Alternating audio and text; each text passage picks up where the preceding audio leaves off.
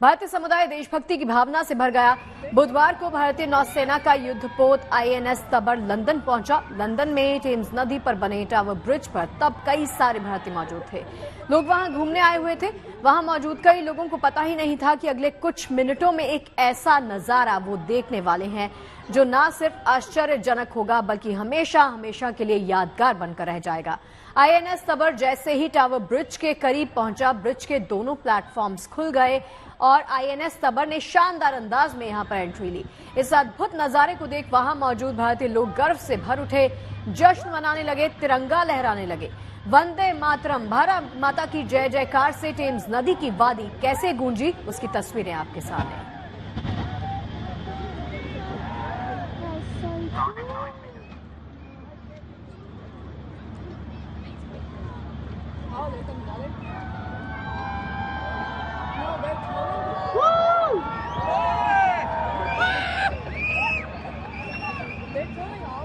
सात समंदर पार भारत के मिसाइल युद्धपोत आईएनएस तबर ने जैसे ही लंदन के मशहूर टावर ब्रिज को पार किया, वहां मौजूद हर हिंदुस्तानी का दिल गर्व से भर उठा।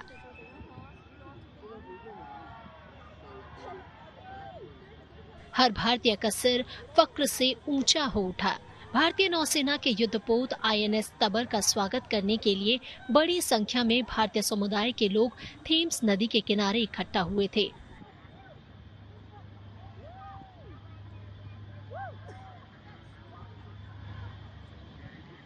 नौसेना का फ्रंटलाइन फ्रिगेट जैसे ही थेम्स नदी पर बने टावर ब्रिज के करीब आया, उसे रास्ता देने के लिए टावर ब्रिज दोनों तरफ खुल गया। वहां मौजूद भारतीय समुदाय के लोगों में इस नजारे को देख देशभक्ति की भावना हिलोरे मार उठी। लोगों ने हाथों में तिरंगा लहराकर आईएनएस तबर का स्वागत किया।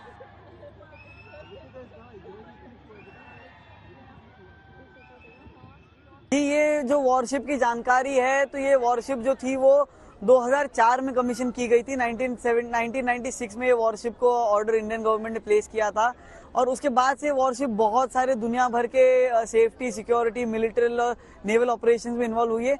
हाँ, ये वॉरशिप सेंट पीटर्सबर्ग रशिया में थी, जहां से अब ये वापस भारत के रास्ते अपने होम बेस मुंबई में जा रही है और वहां से अब ये वॉरशिप जाते जाते रिसेंटली जर्मनी के हैम्बर्ग में इस वॉरशिप ने एक बहुत अच्छा और बहुत celebrated naval exercise German navy के साथ में किया था और आज ये वॉरशिप लंदन में आ रही है। थेम्स के बीचों बीच लंदन के हार्ट में ये वॉरशिप अगले 4 दिन तक रुकेगी। Being an Indian, seeing our warship coming in a new land and everything, it was very nice. I got goosebumps and the people like shouting Vande Mataram, Bharat Mata Ki, and it was a nice feeling. London में बुधवार का ये दिन भारतीयों के लिए अविस्मरणीय क्षण था। कभी न भूलने वाला पल था। इस गौरवशाली लम्हे के गवाह बने भारतीय खुशी से भर उठे। It is the proud moment for us to see the Indian people cheering for India in London. So I think it is the proudest moment for us. And now I'm feeling like I can say I'm feeling like a home today. The opening of the bridge and we were very happy and I'm saying, yeah, most of us are seeing it for the first time and we are very excited and that too, our Indian Navy warship crossing us, it was really fantastic view from here. भारतीय नौसेना के सबसे शुरुआती stealth frigate में से एक है INS तबर। तलवार श्रेणी का ये युद्धपोत कई विध्वंसक हथियारों से और सेंसर से लैस है। निर्माण रूस में सेंट पीटर्सबर्ग के बाल्टिक शिपयार्ड में किया गया था और इसे साल 2004 में भारतीय नौसेना में शामिल किया गया था। इसकी अधिकतम स्पीड 30 नॉट है। आईएनएस तबर दुश्मन सहित जहाजों, पनडुब्बियों और हवाई लक्ष्यों पर हमला करने में सक्षम है। आईएनएस तबर ने 5 अगस्त को रूस के सेंट पीटर्सबर्ग से लौटते समय कील नहर के पास जर्मन नौसेना के साथ एमपीएक्स यानी समुद्री साझेदारी अभ्यास को अंजाम दिया। इस युद्ध अभ्यास में आईएनएस तबर का साथ जर्मन नौसेना के सी लिंक्स जहाज ने दिया। आईएनएस तबर ने इससे पहले इसी साल 17 से 20 जुलाई तक जर्मनी के हैम्बर्ग का दौरा किया था। इन अभ्यासों का मकसद दोनों देशों के बीच समुद्री संबंधों को मजबूत करना है। इससे पहले INS तबर ने जुलाई में रूस का दौरा किया। INS तबर पर मौजूद नौसैनिकों का स्वागत खुद रूस के राष्ट्रपति व्लादिमीर पुतिन ने किया। INS तबर रूसी नौसेना की 328वीं स्थापना दिवस पर आयोजित परेड में हिस्सा लेने गया था। 30 जुलाई को रूसी नौसेना के जहाज सोब्राजिटेलिनी के साथ INS तबर ने समुद्री साझेदारी अभ्यास किया। ये दूसरी बार था जब INS तबर ने रूसी नौसेना परेड दिवस में हिस्सा लिया हो। इससे पहले साल 2021 में आयोजित 325वीं रूसी नौसेना दिवस परेड में भाग लिया था। Bureau report, good news today. Ladakh में भारतीय सेना पर्वत प्रहार युद्धाभ्यास में अपना दम दिखा रही है। चीन की सीमा के करीब ये युद्धाभ्यास सेना को अपनी तैयारियां परखने का मौका दे रहा है। टैंक और बख्तरबंद गाड़ियों के साथ ये अभ्यास 20 दिन तक चलेगा। इस एक्सरसाइज के दौरान सेना की तैयारियों का जायजा लेने खुद आर्मी चीफ लद्दाख जाएंगे।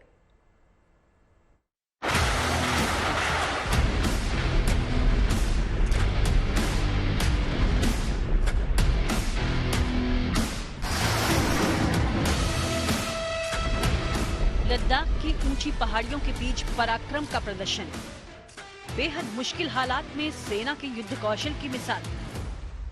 पर्वत प्रहार युद्धाभ्यास दे रहा है सेना के शौर्य का प्रमाण।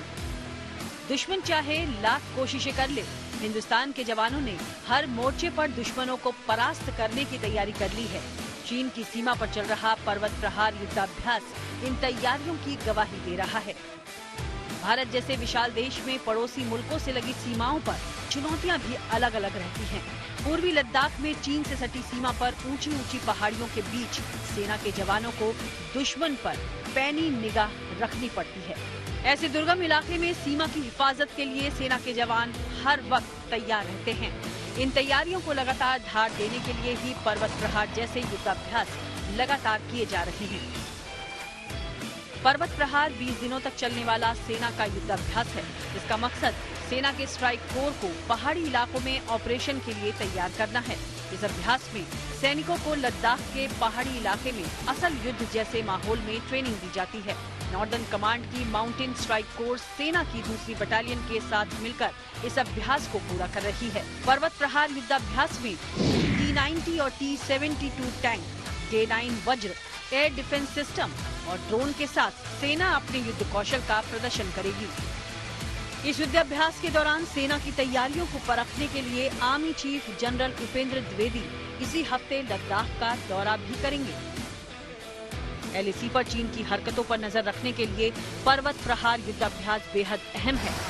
चीन की साजिशों को नाकाम करने के लिए भारत ने LAC पर 50,000 से ज्यादा सैनिकों की तैनाती कर रखी है। इसके साथ ही 500 से ज्यादा टैंक और बख्तरबंद गाड़ियां भी सीमा की हिफाजत में तैनात हैं। LAC पर सेना हर चुनौती का सामना करने के लिए तैयार है।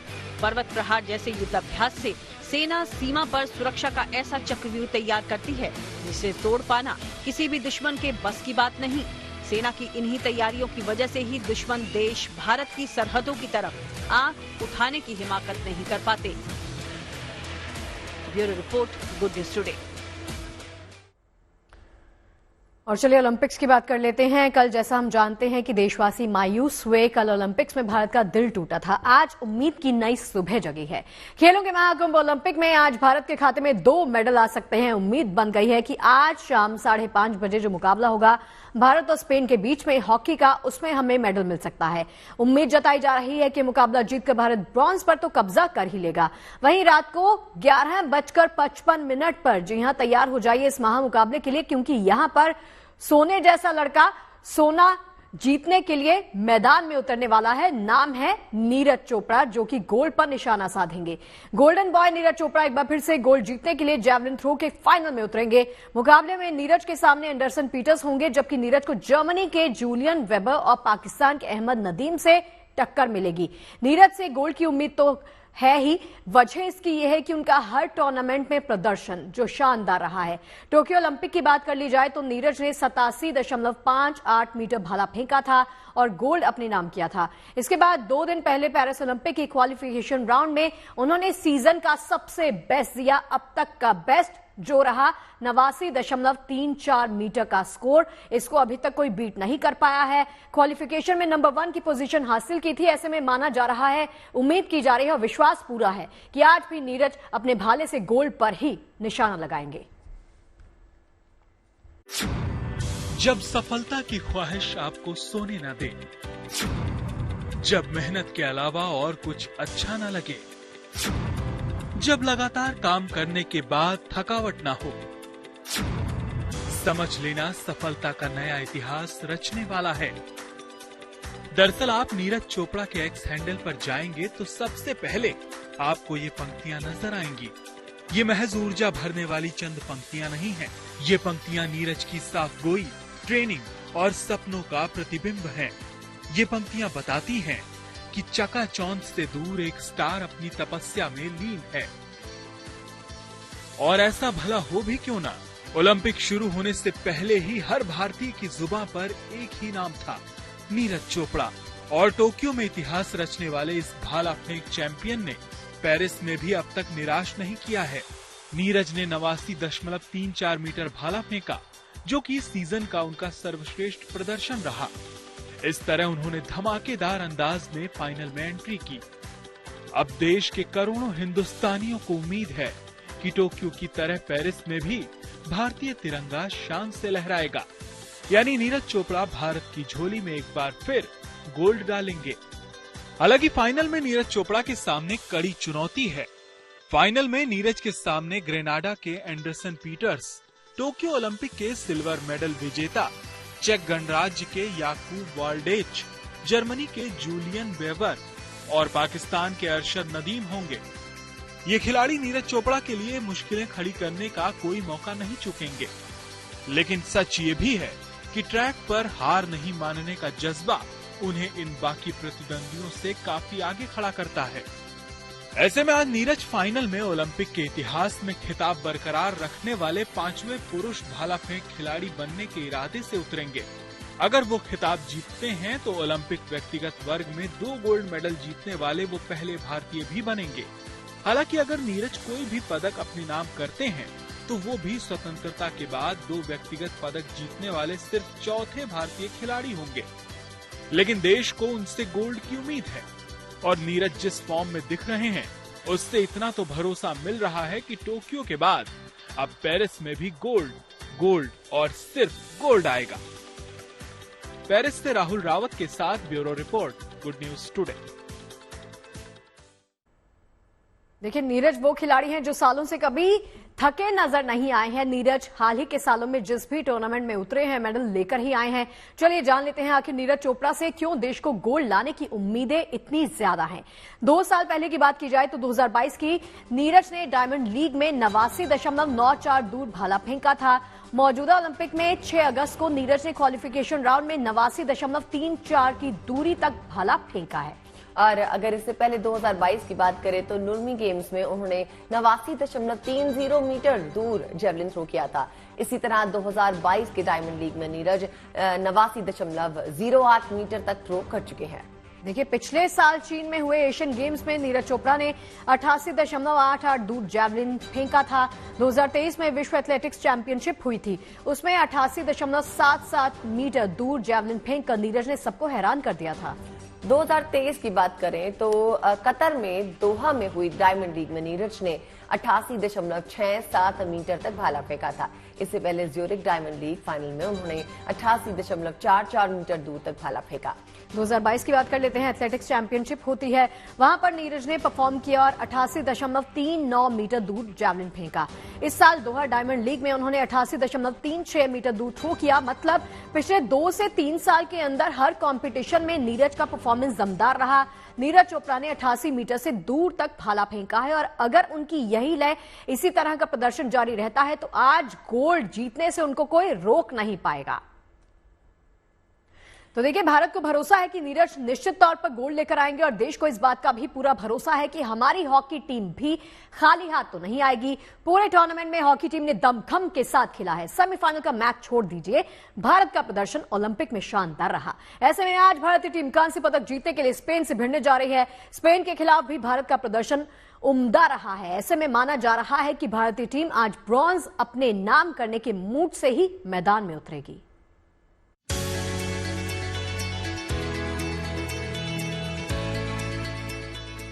फिर उठो, लड़ो। हॉकी में मेडल जरूर आएगा, ओलंपिक में तिरंगा लहराएगा। अब ब्रॉन्ज की लड़ाई जीतनी है। गोल्ड मेडल जीतने का सपना जरूर टूटा है, लेकिन हिंदुस्तान को इस हॉकी टीम पर गर्व है। अब हर हाल में ब्रॉन्ज की ये लड़ाई जीतनी है और ये मुमकिन है क्योंकि हरमनप्रीत एंड कंपनी ने अपने जुझारू खेल से इस ओलंपिक में हर भारतीय के सपनों को, उम्मीदों के नए पंख लगाए हैं। ब्रॉन्ज मेडल के इस मुकाबले में भारत के सामने स्पेन की चुनौती है। शाम 5:30 बजे ये मुकाबला खेला जाएगा। स्पेन के खिलाफ इंडियन हॉकी टीम का रिकॉर्ड काफी अच्छा रहा है। अब तक भारत और स्पेन का आमना सामना 71 मैचों में हुआ है। इसमें से 31 मैच टीम इंडिया ने जीते हैं और 26 मैचों में स्पेन को जीत मिली है। वहीं दोनों के बीच 14 मैच ड्रॉ रहे हैं। ओलंपिक मुकाबलों की बात करें तो ओलंपिक में इंडिया और स्पेन की 10 बार भिड़ंत हुई है। इसमें पलड़ा भारत का ही भारी रहा है। 7 ओलंपिक मैच इंडिया ने जीते तो महज 3 मैचों में स्पेन के हाथ बाजी लगी। इतना ही नहीं, स्पेन के साथ हुए आखिरी 5 मैचों में भी इंडिया का ही पलड़ा भारी रहा है। इस दौरान 4 मैच में इंडिया ने स्पेन को शिकस्त दी और सिर्फ 1 मैच में स्पेन को जीत मिली है।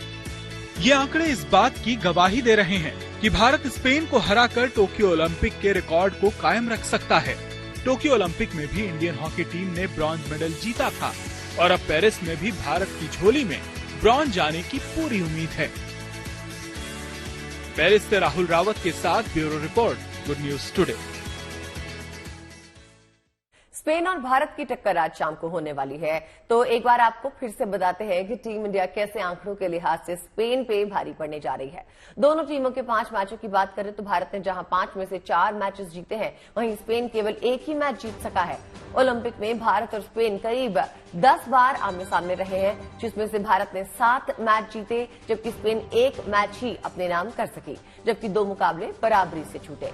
देखिए, दोनों टीमों के ओवरऑल मुकाबले की बात की जाए, इसमें नजर डाली जाए तो भारत और स्पेन 71 बार आमने सामने आ चुके हैं, जिसमें भारत ने 31 मैच जीते।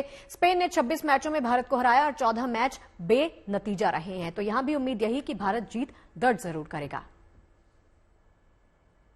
अब बात उस नाम की जो कल से देश में हर किसी की जुबान पे है। कल की निराशा के बावजूद देश का प्यार विनेश फोगाट पे बरस रहा है। विनेश के मेडल के लिए भारत ने अपनी पूरी ताकत लगा रखी है। विनेश के मेडल के लिए भारत की अपील पर फैसला आना है। उन्हें कम से कम सिल्वर मेडल दिए जाने की मांग की गई है। उनकी अपील पे court of arbitration for sports अपना फैसला सुना सकता है, लेकिन हरियाणा सरकार ने उससे पहले ही बहुत बड़ा ऐलान किया। हरियाणा सरकार ने विनेश फोगाट को विजेता की तरह सम्मान देने का ऐलान किया है। इतना ही नहीं, हरियाणा सरकार नीतियों के तहत विनेश फोगाट को सिल्वर मेडल जीतने वाली राशि भी दी जाएगी। इस ओलंपिक में विनेश फोगाट ने शानदार प्रदर्शन तो किया ही है। उन्होंने सेमीफाइनल मुकाबला अपने कंपेटिटर के खिलाफ 5-0 के अंतर से जीता था और वो ओलंपिक फाइनल के लिए क्वालिफाई करने वाली पहली भारतीय महिला पहलवान बन गई थी, मगर वजन कुछ ग्राम ज्यादा होने से उन्हें आखिरी मौके पर प्रतियोगिता से डिस्क्वालीफाई कर दिया गया था। 100 ग्राम वजन ज्यादा होने से विनेश को डिस्क्वालीफाई किए जाने की खबर ने भारत को स्तब्ध कर दिया। मेडल का सपना टूट गया, लेकिन पूरा देश विनेश फोगाट के समर्थन में खड़ा हो गया। हर हिंदुस्तानी ने विनेश को असली गोल्ड विजेता बताया। इन सब के बीच में पेरिस ओलंपिक में विनेश की सिल्वर की उम्मीद अब भी जिंदा है। हालांकि उनको मेडल मिलेगा या नहीं, इसे लेकर आज फैसला हो जाएगा। Court of arbitration for sports यानी CAS विनेश की अपील पर फैसला सुनाएगा। उधर विनेश फोगाट ने कुश्ती को अलविदा कह दिया है। उन्होंने ये जानकारी अपने सोशल मीडिया अकाउंट पर शेयर की है।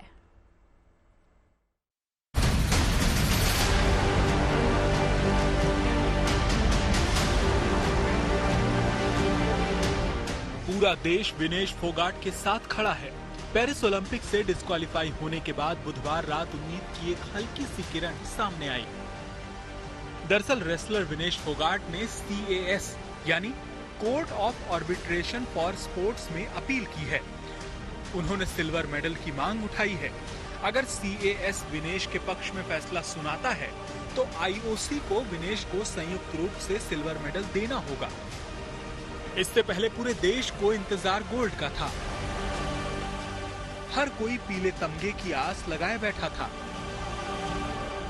लेकिन बुधवार रात करीब 11:15 बजे जो खबर सामने आई उसे सुनकर हर कोई सन्न रह गया।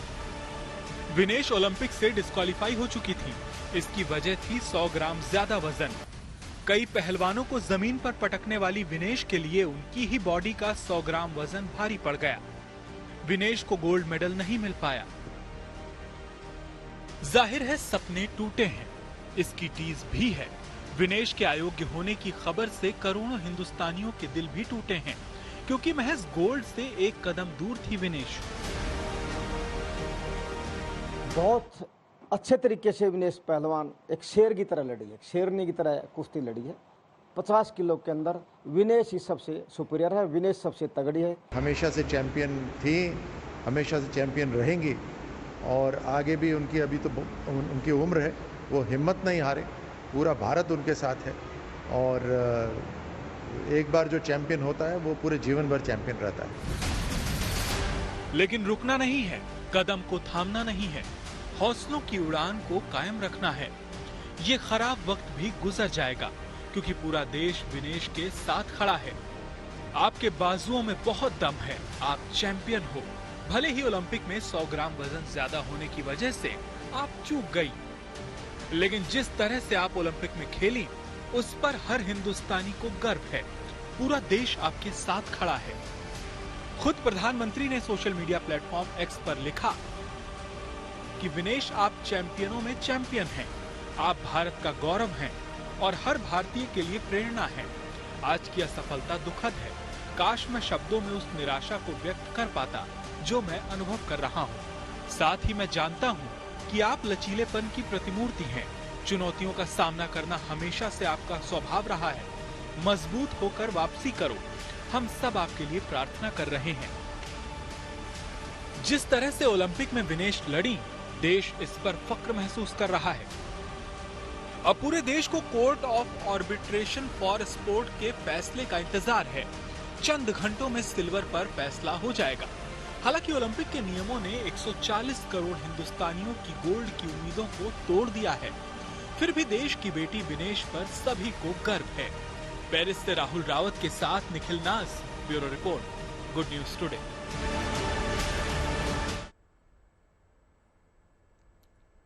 इसी बीच विनेश फोगाट ने कुश्ती को अलविदा कहने का ऐलान तो कर दिया। उन्होंने ये जानकारी सोशल मीडिया प्लेटफॉर्म एक्स पर पोस्ट करते हुए दी। विनेश फोगाट ने अपनी मां के नाम की गई अपने इस पोस्ट में लिखा कि मां कुश्ती मेरे से जीत गई, मैं हार गई। माफ करना, आपका सपना, मेरी हिम्मत सब टूट चुके हैं। इससे ज्यादा ताकत नहीं रही अब। अपनी पोस्ट में विनेश ने कुश्ती को अलविदा कहा और माफी मांगते हुए कहा कि आप सबकी हमेशा ऋणी रहूंगी।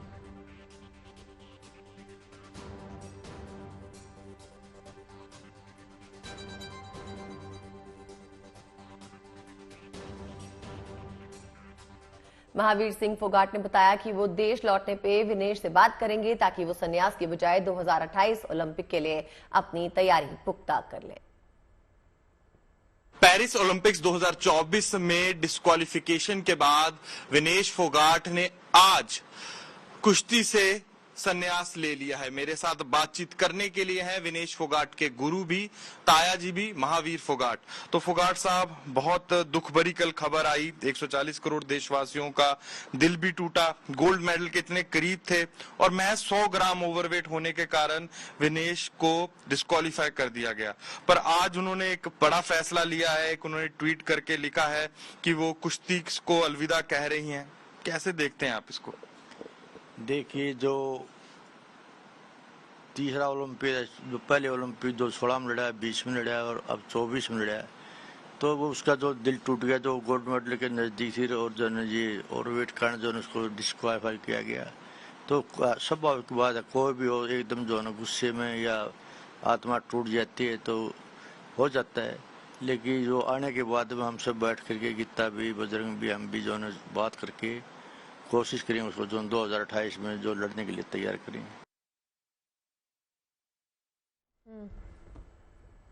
हरियाणा सरकार ने विनेश की तारीफ की है और प्रदेश का मान बढ़ाने वाला इस कदम को बताया है। सुनिए। विनेश फोगाट हमारे देश की, हमारे प्रदेश की शान है, हरियाणा की बेटी है और बेटियों पर हमें बहुत नाज है। और इसके बाद पूरा देश पूरा प्रदेश दुखी है कि विनेश फोगाट जिसमें डिस्क्वालीफाई हुई है वेट के उसमें, और इसकी पीड़ा हमको भी है, मैं भी इससे दुखी हूँ। और हम सब बेटी के साथ विनेश फोगाट के साथ हैं, और जो भी क्राइटेरिया ने रखा होगा, जिस तरह के खेल के पैरामीटर रखे हैं, उसमें जो वजन मिला है, हम एक बेटी के साथ न्याय होगा, दूध का दूध, पानी का पानी। विनेश के लिए ओलंपिक का सफर भले ही निराशा के साथ खत्म हुआ हो, लेकिन विनेश ने जिस दमखम से अब तक कुश्ती लड़ी है वो जानदार है। वो भले ही ओलंपिक में गोल्ड हासिल नहीं कर सकी, लेकिन जिस तरह से उन्होंने तमाम टूर्नामेंट्स में जानदार प्रदर्शन किया, उनका हर मेडल हिंदुस्तानियों के लिए किसी गोल्ड से कम नहीं। आपको दिखाते हैं विनेश ने कैसे अपने करियर में मेडल पे मेडल जीते हैं। विनेश के करियर की बात करें तो विनेश ने 2013 में एशियन चैंपियनशिप में ब्रॉन्ज जीता था। इसके बाद साल 2014 में एशियन गेम्स में विनेश ने ब्रॉन्ज मेडल एक बार फिर से अपने नाम किया था। 2014 में कॉमनवेल्थ गेम्स होते हैं, विनेश ने देश का नाम रोशन किया था, गोल्ड मेडल अपने नाम किया था। इसके बाद साल 2015 में एशियन चैंपियनशिप में विनेश ने सिल्वर मेडल पर कब्जा किया था। और अगर 2016 की बात करें तो एशियन चैंपियनशिप में विनेश ब्रॉन्ज लेकर भारत लौटी थी। साल 2017 की बात करें तो इस बार एशियन चैंपियनशिप्स में विनेश ने सिल्वर अपने नाम किया। और फिर आया साल 2018 जब एशियन गेम्स खेले गए, विनेश ने गोल्ड जीता और देश का नाम रोशन किया। इसके बाद 2018 में एशियन चैंपियनशिप में भारत के लिए विनेश ने सिल्वर हासिल किया था। फिर साल 2018 कॉमनवेल्थ गेम्स में विनेश ने गोल्ड जीत के भारत को सुनहरा तोहफा दिया। 2019 की बात करें तो इस बार वर्ल्ड चैंपियनशिप में विनेश ने ब्रॉन्ज अपने नाम किया था। 2019 में ही एशियन चैंपियनशिप में जिसमें विनेश ने ब्रॉन्ज मेडल अपने नाम किया था। इसके बाद 2020 में एशियन चैंपियनशिप हुए जिसमें विनेश ने ब्रॉन्ज पर कब्जा किया। साल 2021 में एशियन चैंपियनशिप में विनेश ने गोल्ड जीत के देश का नाम रोशन कर दिया था।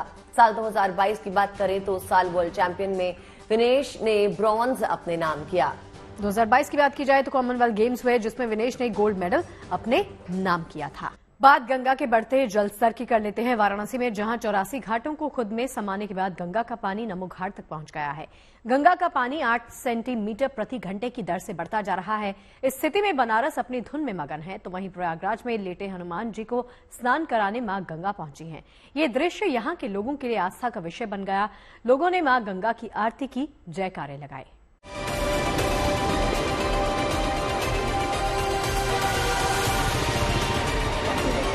काशी में गंगा का जलस्तर बढ़ने का सिलसिला जारी है। काशी के घाट गंगा के उफान में डूबे नजर आ रहे हैं। बाढ़ का पानी नमो घाट तक पहुंच गया है। सभी 84 घाट गंगा के भीतर समा गए हैं। गंगा का पानी 8 सेंटीमीटर प्रति घंटे की दर से बढ़ रहा है। वाराणसी में गंगा उफान पर है। खतरे के निशान से गंगा 4 मीटर तो चेतावनी बिंदु से महज 3 मीटर ही नीचे रह गई है और बढ़ाव की रफ्तार लगभग 8 सेंटीमीटर प्रति घंटे की है। जिस जगह पर हम खड़े हैं वहां पर देख सकते हैं कि पानी आ पहुंचा है। बनारस का ये नमो घाट है। आमतौर पे गंगा का पानी यहां तक नहीं पहुंचता है, लेकिन इस बार यहां तक पानी आ चुका है। एक तरफ जहां गंगा आरती ऊंचाई वाले स्थानों पर हो रही है, तो वहीं यहां नौका संचालन पर पूरी तरह प्रतिबंध लगा दिया गया है। यहां गंगा चेतावनी बिंदु से महज 3 मीटर तो खतरे के निशान से 4 मीटर ही नीचे बह रही है। लेकिन बनारस शहर अपनी धुन में है। यहाँ आए पर्यटक फिर भी एंजॉय कर रहे हैं। बाढ़ की क्या स्थिति दिखाई पड़ रही है? आप लोग बाहर से घूमने आए हैं? जी, हम लोग आए हैं बाहर से घूमने, लेकिन बहुत अफसोस का बात है कि अभी तक यहाँ पूरा बाढ़ का पानी फैला हुआ है और यहाँ पे प्रशासन ने मना किया है, घूमने के लिए अलाउ नहीं है। हम लोग यहाँ गंगा आरती और गंगा में बोट के लिए आए थे, लेकिन पानी बहुत ही काफी ज्यादा हो गया है, तो हम लोग बोट में नहीं जा पाएंगे। गंगा के बढ़ते जलस्तर को देख एनडीआरएफ, जल पुलिस और बाढ़ चौकियों को भी अलर्ट कर दिया गया है। इधर संगम नगरी में भी गंगा यमुना के जलस्तर में लगातार बढ़ोतरी हो रही है। आलम यह है कि यहाँ संगम के लेटे हनुमान जी को स्नान कराने मां गंगा पहुंची है। यह दृश्य यहाँ के लोगों के लिए आस्था का विषय बन गया है। यहाँ जैसे ही मां गंगा का आगमन हुआ तो घंट घड़ियाल बजाए गए, आरती की गई और मां गंगा का आवाहन कर उनका स्वागत किया गया। मंदिर में गंगा का पानी आने के बाद साधु संतों श्रद्धालुओं ने पूजा पाठ और मंत्रोच्चार किया और जयकारे लगाए। मान्यताओं के मुताबिक जिस साल गंगा का पानी मंदिर में हनुमान जी को नहला देता है, उस साल देश, प्रदेश और शहर में कोई प्राकृतिक आपदा नहीं आती और हर तरफ शांति रहती है। पौराणिक महत्व वाला प्रयागराज का ये मंदिर दुनिया का इकलौता ऐसा मंदिर है जहां हनुमान जी लेटी हुई अवस्था में मौजूद है। मंदिर के कपाट अब बंद कर दिए गए हैं। यहाँ जब तक गंगा का पानी रहेगा तब तक मंदिर बंद रहेगा। वहीं पानी घटने के बाद पूजा अर्चना कर भक्तों के लिए मंदिर फिर से खोल दिया जाएगा। प्रयागराज से पंकज श्रीवास्तव के साथ वाराणसी से Roshan Jaiswal, good news today. Deoghar में सावन के मेले में बाबा के धाम में महा रिकॉर्ड बना है। 10 दिनों में यहां 27,49,495 श्रद्धालुओं ने जलाभिषेक किया है। बाबा पर भक्तों ने 2 करोड़ से ज्यादा का चढ़ावा चढ़ाया है। जिला प्रशासन ने धाम तक 10 नई बसों का तोहफा भी दिया है।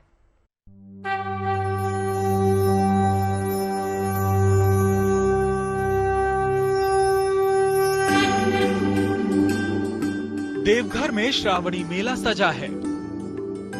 बाबा के धाम आस्था का सैलाब उमड़ा है। बाबा के जलाभिषेक के लिए श्रद्धालु बेकरार हैं और पूरे सावन बाबा बैद्यनाथ के दर्शन कर आशीर्वाद पाना चाहते हैं। इस बार श्रावणी मेले में 10 दिनों के भीतर करीब 27,49,495 श्रद्धालुओं ने बाबा का जलाभिषेक किया है। अगर सावन के सोमवार पर श्रद्धालुओं की संख्या की बात करें तो पहले सोमवार पर 2 लाख श्रद्धालुओं ने बाबा पर जलाभिषेक किया, तो वहीं दूसरे सोमवार को 2,70,000 श्रद्धालुओं ने जलार्पण किया और तीसरे सोमवार ने पुराने सारे रिकॉर्ड्स तोड़ दिए। इस दिन पट बंद होने तक 3,18,000 श्रद्धालुओं ने जलार्पण किया। वहीं बैद्यनाथ धाम को अब तक सावन में दान भी जमकर चढ़ाया गया है। मंदिर को अब तक 2,88,26,055 रुपए दान में मिले हैं। कांवरियों की संख्या है जिन्होंने बाबा पे जलाभिषेक किया जब से राजकीय श्रावणी मेला 2024 का शुभारंभ हुआ है। वो संख्या 27,50,000 की संख्या है, राउंड फिगर है ये। और बाबा मंदिर को जो आय प्राप्त हुई है इस दौरान वो है 2,88,26,000 की आय प्राप्त हुई है। इसमें सबसे बड़ा जो योगदान रहा है वो शीघ्र दर्शन का जो 60% का अनुपात में आय बाबा मंदिर प्राप्त होती है वो है। उसके पश्चात बाबा मंदिर में जो हमारे कोष हैं, विभिन्न कोष जिनमें दान दिया जाता है, उनसे आय प्राप्त होती है। जिला प्रशासन ने अब देवघर बासुकीनाथ के लिए हफ्ते में 3 दिन 10 नई बस चलाने का फैसला किया है। ये बसें देवघर बस स्टैंड से चलेंगी और इनका किराया भी निर्धारित किया जाएगा। चौथे सोमवार को श्रद्धालुओं की भीड़ को नियंत्रित करने के लिए और भी तैयारी की जा रही है और गाड़ियों की संख्या को कंट्रोल करने के लिए वैकल्पिक पार्किंग की व्यवस्था भी की जा रही है। देवघर श्रावणी मेले में सुरक्षा के साथ साथ श्रद्धालुओं को तमाम सुविधाएं भी प्रशासन मुहैया करा रहा है ताकि श्रद्धालुओं को कोई परेशानी न हो। देवघर से Shailendra Mishra, good news today. और पहुंच गए हैं लंच टाइम के अंतिम पड़ाव पर, जहां पर आपको दिखाएंगे किसी महान शख्सियत की कई बातें। देख लेते हैं आज का विचार। रतन टाटा ने कहा है, तुम्हारी गलती सिर्फ तुम्हारी है, तुम्हारी असफलता सिर्फ तुम्हारी है। किसी को दोष मत दो, अपनी इस गलती से सीखो और आगे बढ़ो।